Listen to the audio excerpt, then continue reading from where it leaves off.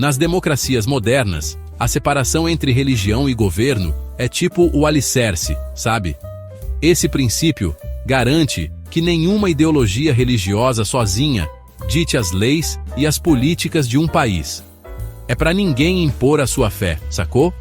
Essa separação permite que crenças diferentes convivam numa boa, de forma pacífica, criando uma sociedade mais inclusiva, onde todo mundo se sente parte. Um governo que se mantém neutro em assuntos religiosos pode focar em políticas universais, que beneficiem todos os cidadãos, sem distinção. Historicamente, quando religião e política se misturam demais, tipo água e óleo que não se combinam, isso pode levar a um governo que puxa a sardinha para um lado só. Isso muitas vezes acaba marginalizando grupos minoritários que não seguem a religião da maioria, deixando essa galera de escanteio. Por exemplo, políticas baseadas em dogmas religiosos podem acabar ignorando ou até cortando direitos de quem pensa diferente. Isso só mostra como é crucial manter uma linha bem clara separando igreja e Estado para proteger as liberdades de cada um. Aqui no Brasil, como em muitos cantos do mundo, essa relação entre religião e política é uma parada complexa, cheia de idas e vindas. O princípio constitucional do Estado laico, que está lá na nossa Constituição, serve para impedir que o governo favoreça uma religião em detrimento de outra. Tipo, cada um no seu quadrado. Mas na prática, a gente sabe que o buraco é mais embaixo, né? Grupos religiosos participam ativamente do debate político.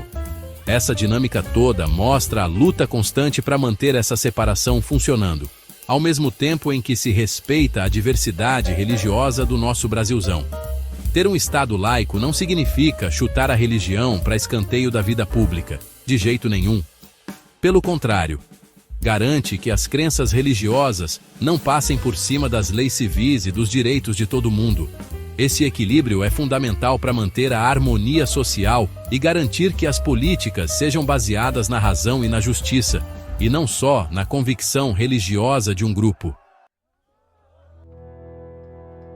Aqui no Brasil, essa mistura entre política e religião é bem marcante, não dá para negar.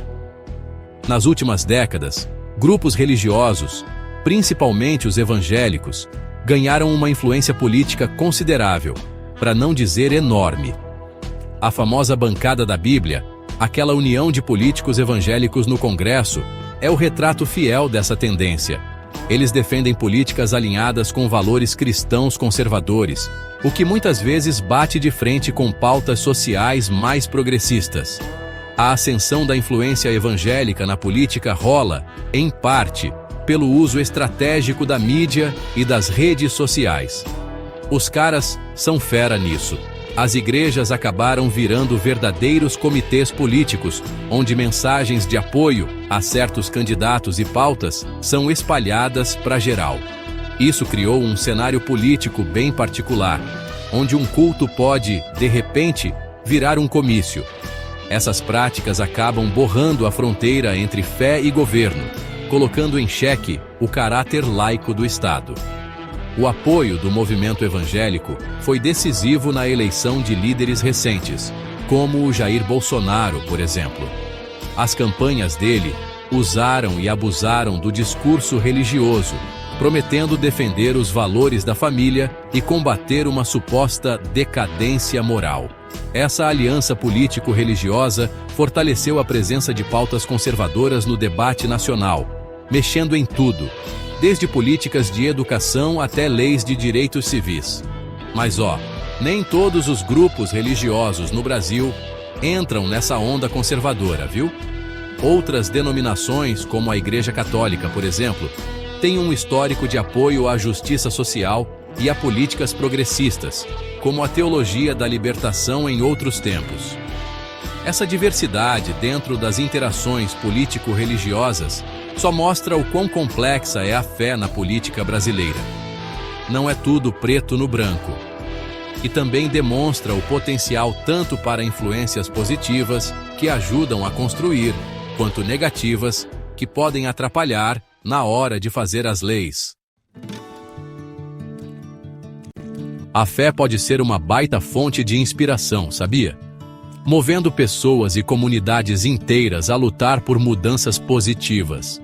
Os ensinamentos religiosos muitas vezes batem na tecla de valores como compaixão, justiça e solidariedade. Aquela coisa de amar ao próximo. Esses ideais podem inspirar ações políticas e leis que promovem o bem comum, o bem de todos. Por exemplo, muitos grupos religiosos estão na linha de frente de trabalhos humanitários e campanhas por justiça social. Pense nas pastorais sociais, por exemplo. Mas, por outro lado, a fé também pode gerar conflito quando as doutrinas religiosas entram em rota de colisão com as leis civis. Aqui no Brasil, essa tensão fica clara em debates sobre temas como direitos LGBTQIA+, saúde reprodutiva, tipo a questão do aborto, e educação, como a discussão sobre escola sem partido. Grupos religiosos frequentemente se opõem a políticas que eles acham que vão contra suas doutrinas, o que acaba gerando impasses políticos e divisões na sociedade. Vira um fla-flu danado. Esse conflito mostra o desafio que é equilibrar as crenças religiosas com os direitos e liberdades de todos os cidadãos, sem exceção. Um exemplo bem claro disso é o debate que não acaba nunca sobre as leis do aborto no Brasil. Muitos líderes religiosos são radicalmente contra flexibilizar essas leis, usando argumentos morais e teológicos.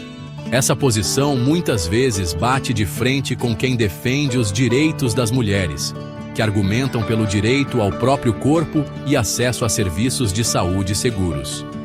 Essas tretas todas levantam a questão maior de como crenças religiosas podem influenciar leis que afetam todo mundo, seja qual for a fé da pessoa, ou mesmo se ela não tem fé nenhuma. Para conseguir lidar com esses conflitos, é fundamental que líderes políticos e grupos religiosos conversem abertamente, sentem para trocar uma ideia. Encontrar pontos em comum e respeitar os diferentes pontos de vista pode ajudar a baixar a poeira e aliviar as tensões. Além disso, garantir que as políticas sejam baseadas em princípios laicos, ou seja, neutros em relação à religião, protege os direitos de todos os cidadãos, criando um ambiente onde as diversas crenças possam conviver sem briga.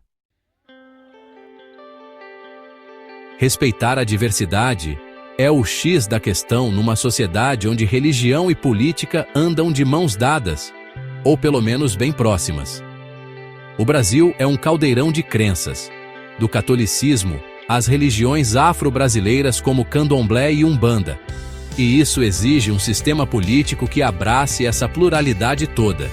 Garantir que nenhuma visão religiosa sozinha domine a agenda política é crucial para manter a harmonia social e proteger os direitos das minorias. Ninguém pode ser o dono da bola. Os riscos de leis discriminatórias ficam escancarados quando ideologias religiosas moldam as políticas públicas. Por exemplo, leis influenciadas por visões religiosas conservadoras podem marginalizar grupos como a comunidade LGBTQIA+, mulheres e minorias religiosas, tipo quem é de matriz africana ou espírita. Isso não só viola os direitos deles, mas também joga por terra os princípios democráticos de igualdade e justiça para todos. Para evitar que isso aconteça, é fundamental fortalecer o caráter laico do Estado. Não tem outro jeito. Isso significa reafirmar o compromisso com políticas universais, que sirvam a todos os cidadãos. Não importa qual a sua fé ou se não tem fé nenhuma. Os líderes políticos precisam priorizar os direitos humanos e a inclusão, garantindo que as leis reflitam as diversas necessidades e os sonhos de toda a população. No fim das contas, abraçar a diversidade na política exige um compromisso com o diálogo e o respeito mútuo. É sentar, conversar e se entender. Ao reconhecer e valorizar as contribuições de todos os grupos religiosos e culturais, o Brasil pode construir uma sociedade mais inclusiva e justa para todo mundo. Essa abordagem não só enriquece o cenário político do país, como também fortalece nossa democracia, garantindo os direitos e a dignidade de cada pessoa. E é isso que a gente quer, né?